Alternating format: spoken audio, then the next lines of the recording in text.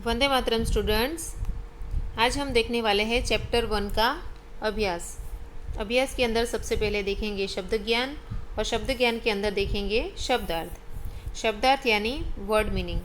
Word meaning जो भी हम कविता के अंदर जो भी हमने देखे थे वर्ड, उसका मैंने ओरली, हार्ड वर्ड थे उसका ओरली मीनिंग आपको बता दिया था। अभी रिटर्न में उसका मीनिंग हम देखेंगे। सबसे पहले दिया गया है न्यारा। तो न्यारा का अर्थ मैंने क्या बताया था? यस, अलग अलग या फिर अनोखा, जिसको इंग्लिश में कहते हैं डिफरेंट या फिर यूनिक। ओके। सेकंड वर्ड है मुकुट। मुकुट का मतलब होता है ताज, जिसको इंग्लिश में कहते हैं क्राउन। फिर है चरण। चरण को हिंदी में कहते हैं पैर, उसका मीनिंग है पैर और उसको इंग्लिश में कहते हैं फीट।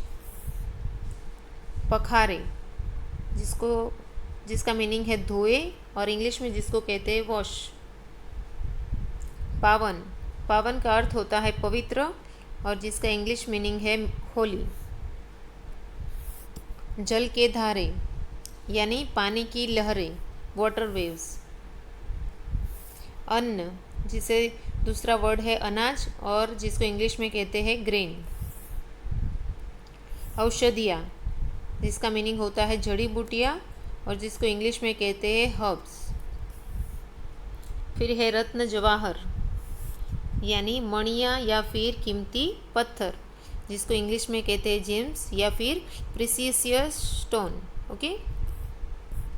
खेतीहर यानी किसान या कृषक, इंग्लिश में कहते हैं फार्मर।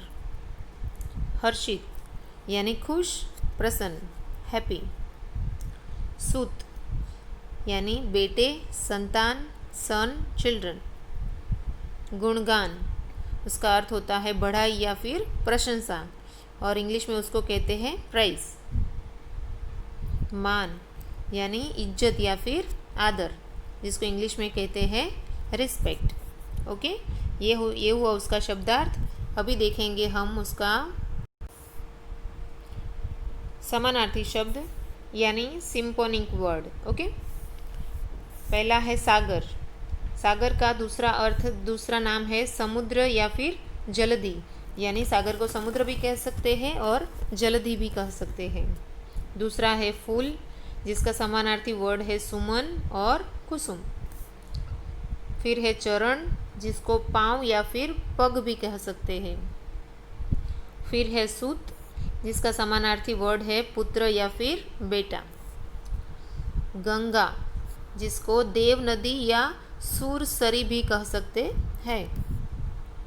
फिर है मान, जिसका समानार्थी वर्ड है सम्मान या फिर आदर। वो दोनों ही उसके समानार्थी वर्ड है। तो ये देखे हमने समानार्थी शब्द। अब देखेंगे हम कविता बोध। कविता बोध के अंदर सबसे पहले आएगा श्रुतलेख।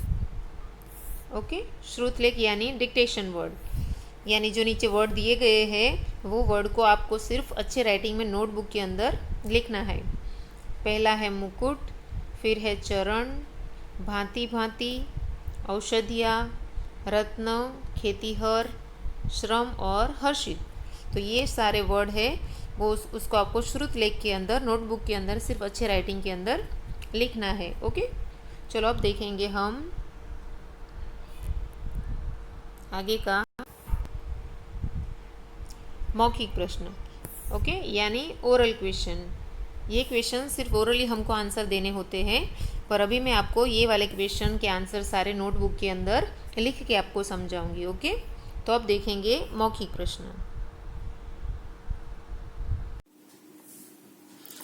प्रश्न नंबर 1 है प्रश्नों के उत्तर बताओ। ओके। तो पहला है प्रश्न, भारत का मुकुट किसे कहा गया है? हमने कविता में देखा था ना कि भारत का मुकुट किसे कहा गया था? यस, हिमालय को। ओके। तो उत्तर में हम लिखेंगे भारत का मुकुट हिमालय को कहा गया है। ओके। फिर दूसरा क्वेश्चन है, कविता में देश की किन 2 नदियों का उल्लेख हुआ है?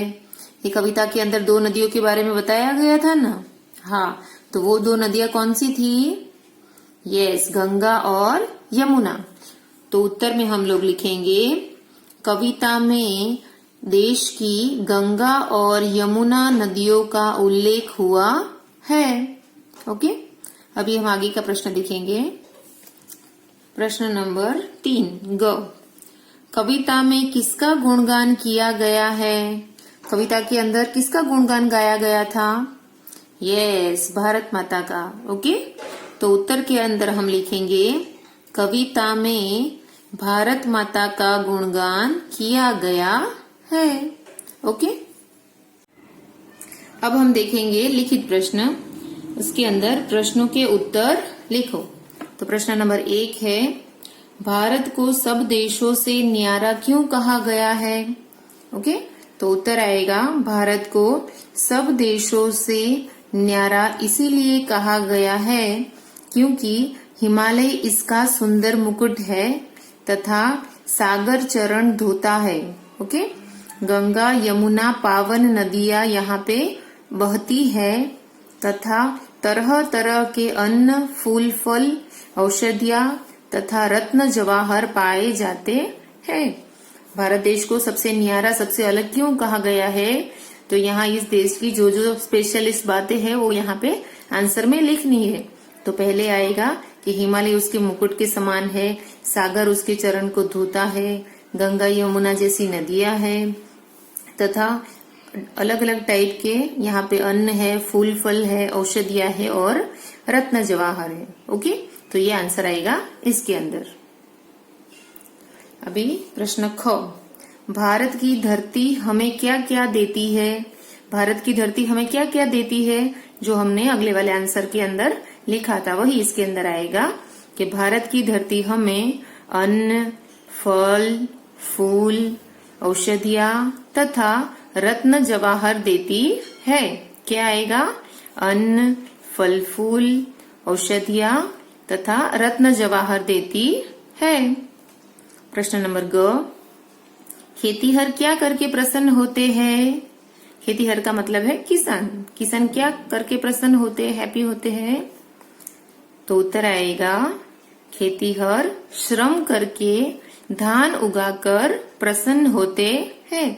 किसान है तो वो श्रम करेगा ना, धान उगाएगा ही ना। तो खेतीहर श्रम करके धान उगाकर प्रसन्न होते हैं, ये आएगा उसके उत्तर के अंदर। अभी लास्ट प्रश्न है घ, भारत माता के प्रति हमारा क्या कर्तव्य है? अपने विचार लिखो। यानी इसके अंदर भारत माता के प्रति हमारा क्या कर्तव्य है उसके बारे में लिखना है। यहाँ पे आप अपने विचार भी आंसर के अंदर लिख सकते हैं। यहाँ पे जो दिया गया है वो आपको पढ़ के सुनाती हूँ। उत्तर के अंदर आएगा भारत माता के प्रति हमारे अनेक कर्तव्य है। ओके, कोई एक या दो हमारे कर्तव्य नहीं है पर अनेक है, बहुत सारे हमारे कर्तव्य है।